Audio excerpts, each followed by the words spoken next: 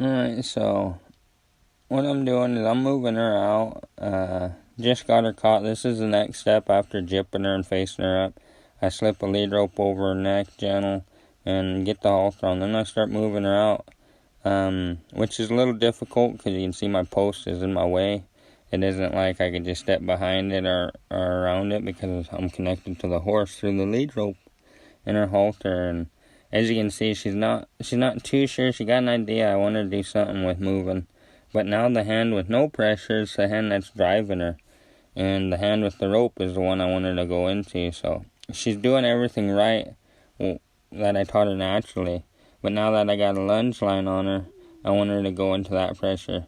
So she's starting to pick up. She can get the hang of it. And you want to do this so when you saddle her, or if she's ever green from the pasture, you just move her out, she get her legs working. It's a refresher. It's always a reminder. We're always working, we're always moving our feet, we're always playing a game. And when we're not, then she's probably going to be pretty quiet. So that's why we do all these steps the way we do it. Repetition is key, and patience. Always have patience. I'm giving her a rest. Give her a little rest in between tricks. Show her some love, rub up on her. They're not like dogs, so we don't give them treats. The way we give them love is through kindness, gentle massage type stuff.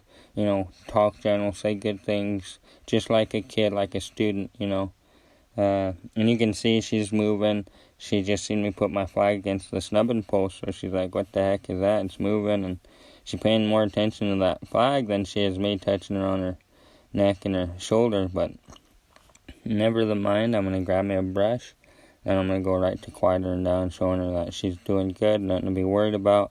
I'm not going to hurt her. I'm going to start at her shoulder where she feels most comfortable.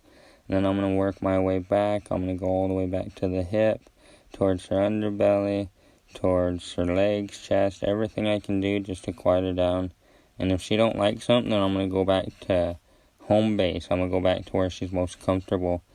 And it could be at the shoulder, it could be on her neck, on her side, or even at her hip. But for her, it's her shoulder. All horses are different, which is why I always say listen to them and get an understanding for that one horse. Every horse is different. We use the same general tricks, but sometimes we got to go about these tricks differently.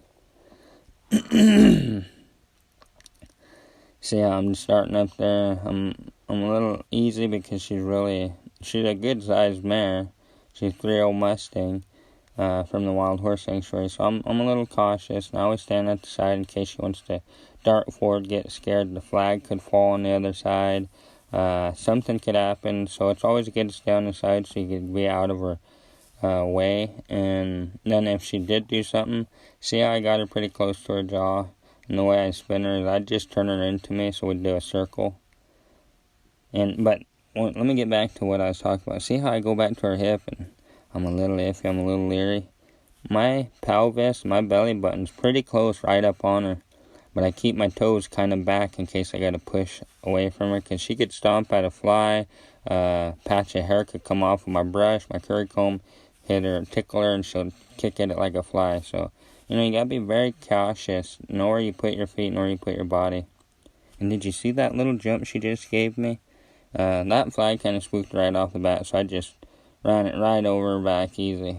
Now she's really watching it. She's hearing the noise it's making. It's not like a sack, so it doesn't make a hiss or rattle, but it makes like a thump, the way fabric does when it goes through air.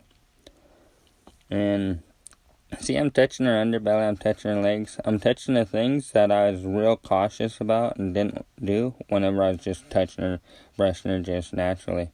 Because she can still kick, she can still hurt you, strike you, run you over, all kinds of things. So be careful, use these tools, but use them gentle. They're not anything to be abusive with. I do it as quiet and as soft as I can. I got an old whip that I cut the rope off and I tied my own bandana on, and it works a lot better. It's a lot quieter because that rattling sound, that'll come with the tarp. So we just need her quiet from the rag, so I can touch her all over her body without getting kicked or her running or flinching or being afraid of just a a rag blowing around, and it could be a sack.